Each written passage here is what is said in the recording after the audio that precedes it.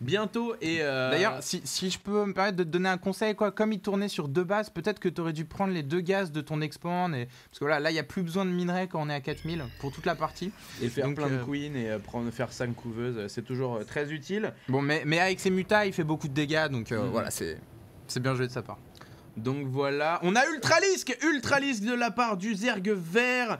Donc Chronologia, les Ultralisks qui sont planqués quelque part sur la map. Je vois pas le bâtiment. Bon, il est là. Ok, donc la caverne d'Ultralisk et Chronologia qui va être le joueur qui va avoir la plus grosse armée de l'équipe du Sud dans la partie, qui va vraiment c'est marrant cette avoir une grosse armée, quoi. Cette volonté de spoil que tu as dans cette partie. Alors Chronologia, c'est un mec qui va faire des corrupteurs et... Voilà. Donc voilà, un bailing dans les hydras. Non mais c'est vrai, on va laisser découvrir les gens. Et voilà, l'armée du Sud qui prend un peu là quand même. Niveau armée, là ils sont bien coordonnés, l'armée du Nord. Et l'armée du Sud qui est forcée, notamment le Stalker de Nelsie, qui est forcé de reculer. Et voilà, là ils ont soif quoi. Ils reviennent pour un nouveau joueur quoi. Ils en ont déjà... il est toujours là, bon voilà, il est parti. Ils en ont éliminé presque un et ils sont partis pour la deuxième couche. Voilà. Et pourquoi là c'est dommage qu'il s'attarde sur un Nelsie, je trouve. Mais il joue safe, il l'attaque. Là il y a beaucoup d'Hydra, il y a beaucoup de DPS, il y a même un corbeau qu'il a recherché le missile à tête chercheuse. On va voir s'il va l'utiliser avec brio. Et là tu vois que Arnak il a expand, il s'est refait de son agression de tout à l'heure. Et voilà, et là l'armée du Sud est réduite à ce qu'il y a là. Il passe à l'attaque. Bon, évidemment il n'y a pas de creep parce qu'ils n'ont pas utilisé les tumeurs muqueuses. Ça on l'a déjà dit tout à l'heure. Bon ok, j'arrête. Et pendant ce temps, les mutas de Tib qui sont continuellement en train de harasser les expands de Tutux.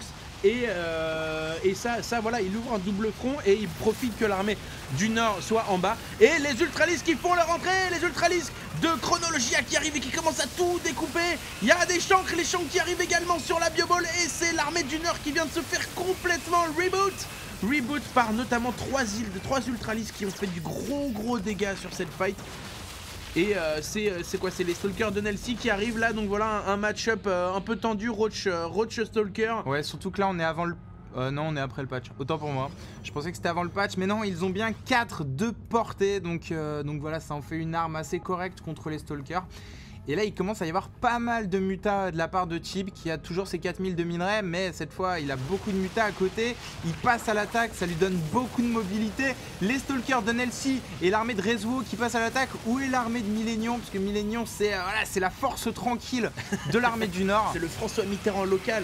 Et donc on a... et d'ailleurs il fait son François Mitterrand là, il est un petit peu lent à la réactivité, etc. Et drone de défense rapproché quand même, c'est bien joué. C'est bien joué de sa part. Là il est en train de temporiser. Et voilà, il avance, mais là maintenant va falloir faire face aux Ultralisks. Heureusement il y a 2 torts pour shooter les Ultralisks. Mais je sais pas si ça va être suffisant.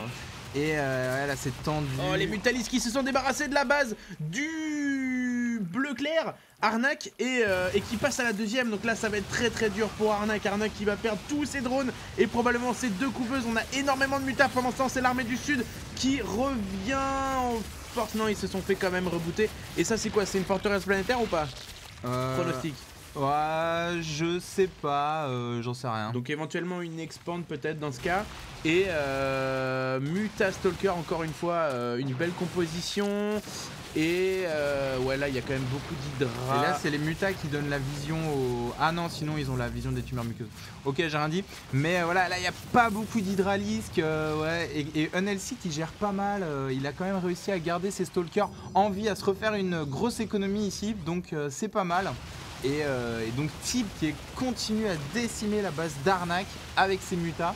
Donc voilà, mais le tort du Millennium, en même temps un tort c'est peut-être pas suffisant contre autant de mutalistes. OMG, Arnak qui a donc quitté le tournoi, le premier qui a leave du tournoi What the Fuck. Non, il a pas leave, il a perdu sa base. Ouais, mais bon. Ah d'accord, excusez-nous. Et donc voilà, mais en tout cas, son 4 contre 4 est fini à lui. Et là, il compte essentiellement sur ses adversaires pour remporter la partie pour lui et lui permettre de continuer sur le tournoi. On a donc un centre de commandement qui malheureusement n'est pas fini et qui va tomber. On a donc voilà 3 armées ici qui sont réunies, du gros marine, du stalker et du muta. Donc ça va être très dur pour... oh, il y a une grosse masse d'hydralis quand même, mais voilà, il faudrait peut-être que le joueur bleu rejoigne ses alliés, et je crois que c'est ce qu'il est en train de faire. Encore des mutas, des roach, et cette fois c'est comment s'appelle-t-il, Millennium. Ouais, c'est Millennium qui il a reboot, il les a reboot quoi, et là il a une base qui mine quand même pas mal. Donc voilà, à côté de ça, l'armée, l'expand d'Aminou qui est en train de... Et ça c'est pas mal joué de la part de Chronologia qui a envoyé des Zerglings buter encore une fois l'expand de Aminou au nord. Donc voilà, c'est bien joué de sa part. Bon, il va perdre tous ses Zerglings, mais bon, c'est probablement une bonne affaire. Et pendant ce temps, c'est encore une fois 3 armées, 3 contre 3, donc voilà, qui se retrouvent. On n'a pas beaucoup de troupes de la part du Terran jaune, néanmoins. Voilà, il manquerait peut-être quelques torts, ou voilà. Mais peut-être que ça peut faire un petit plus pour l'armée du sud. Les torts qui tombent malheureusement un peu gratuitement. Et finalement, NLC et le joueur orange qui décide de ne pas se concentrer sur les hydras du rouge et de passer à l'attaque. Pendant ce temps, les hydras du rouge qui sont chez NLC et qui vont arriver dans une base qui est vierge de défense. Et NLC qui va donc prendre super cher sur ses drones et sur ses bâtiments de production. Pendant ce temps, on a les Mutalisques de Tib qui sont donc cette fois-ci dans l'expand de Millennium. Il y a 2 tours. Éventuellement, il aurait pu se les faire là. C'est dommage, il va perdre un Muta. Et là, il aurait pu pousser, je pense, le bon vieux Tib. Ouais, il a été un peu frileux sur la partie. À plusieurs reprises, il aurait pu attaquer. Il y avait quelque chose à faire. Il était en supériorité numérique. Aminou qui vient de détruire la base de NLC, donc NLC qui vient de perdre sa 2e base, hein. Donc c'est pas rien. Et voilà, l'armée de NLC qui arrive, les marines de son allié réseau, mais voilà, il vient de perdre sa base. De toute façon, il n'y avait plus beaucoup de minerais ici, donc là on sent que ça devient tendu au niveau économique. Tous les hydras d'Aminou qui vont tomber avec ses forces, les forces unies de l'armée du sud. Et une énorme masse de Zerglings avec des ultralis qui sont arrivés. Ah, c'est dommage, il n'a pas entendu ces ultras, les Zerglings qui vont tomber. Oh là là! Ouh là là! Il y a beaucoup d'ultralisques. 2 d'armure en plus, donc voilà, les unités comme...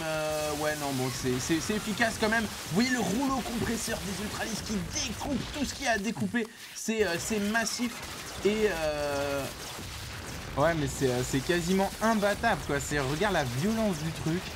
C'est les ultralisques quoi.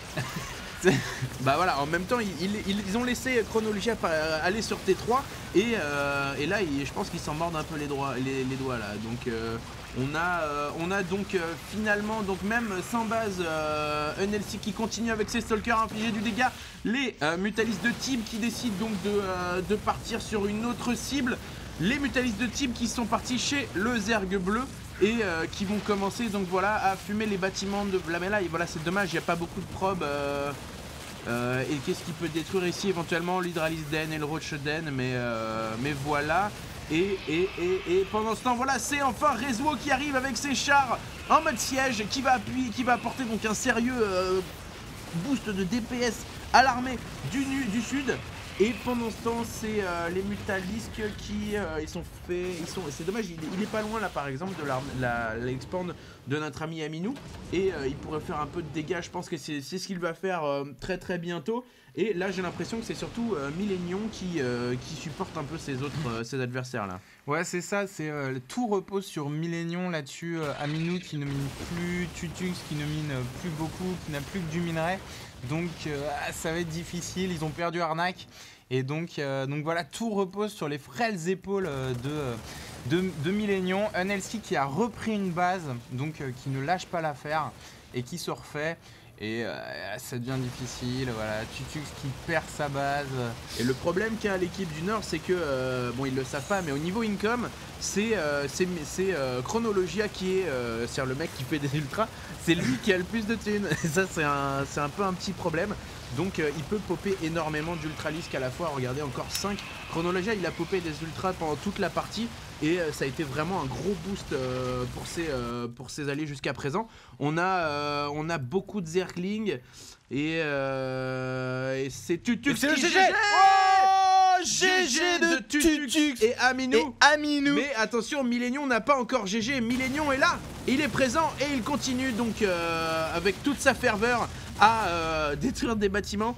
Et donc voilà, Millennium, on compte sur toi pour faire du 1 contre 3 comme il se doit. Et on a les Mutalisques, 1 contre 4 même. On a les Mutalisques de type qui sont là, qui continuent à fumer les... de toute façon le rouge il est sorti là. Et c'est Millennium qui revient, Millennium qui arrive à la rescousse de ses armées, de ses alliés qui ont live et qui pour l'honneur va essayer de représenter son mojo. Et les ultralistes qui arrivent, voilà encore une fois les torts qui sont tombés. Et Millennium qui n'en déplaise continue sa résistance interne. Là on a donc des troupes de Rezuo qui est dans la base de Millennium. Là, ouais, donc voilà, bon, une petite escouade de marine qui est tombée. Et là, Millennium, il est bien isolé là quand même. Hein. Ouais, là, quand tu vois tous ces ultralisques, ouais, c'est sûr que ça va être quand même assez difficile. Mais donc voilà, il joue son va-tout. Faut savoir que Millennium, c'était le joueur diamant de l'équipe du Nord. Donc voilà, il doit être un peu frustré de perdre cette partie. Mais voilà, devant tant d'ultralisques, qu'est-ce que tu veux faire? Nuke. Et je crois qu'il faut deux nukes. Il faut invoquer Georges. Il faut Georges. le ghost nommé Georges qui arrive et qui sort 4 nukes en même temps. Et ça peut éventuellement changer. On a Arnak qui soutient Millennium donc qui est un peu le champion de la team du Nord, encore survivant et qui prend quand même, voilà, il y a beaucoup de bâtiments qui tombent. Ça m'a l'air très dur pour Millennium, ça m'a l'air très dur. Ouais, c'est pas gagné là. Il lui reste sa forteresse planétaire quoi. Donc voilà, une grosse forteresse planétaire avec quand même 1278 de vie, énormément de supply depot qui sont produits en même temps, donc voilà, on a une grosse capacité. C'est fou comme il va vraiment revenir dans la partie là. Ah oui, avec autant de supply. Et c'est les armées de Chronologia qui arrivent et qui vont commencer à taper sur cette forteresse planétaire. Là, voilà, vous voyez, joli positionnement de la forteresse planétaire puisqu'un seul ultra peut taper dessus. Et il continue à réparer sa forteresse. Est-ce qu'elle va tomber? On ne sait pas. Si cette forteresse tombe, c'est la fin du Millennium. Et c'est la forteresse qui tombe. La forteresse qui tombe. La seule unité qui tapait chez Millennium vient de tomber. Et c'est le GG. GG de Millennium dans cette première partie du What the Fuck Contest. Donc voilà la première partie, donc 4 contre 4. À savoir qu'après cette phase qui a donc été jouée par 128 personnes, si on divise par 2, ça nous faisait donc 64 survivors et qui sont partis sur la deuxième phase. Il faut savoir qu'ils n'étaient pas au courant quelle serait cette deuxième phase. Et vous allez la découvrir très bientôt sur la prochaine vidéo. À bientôt. À bientôt.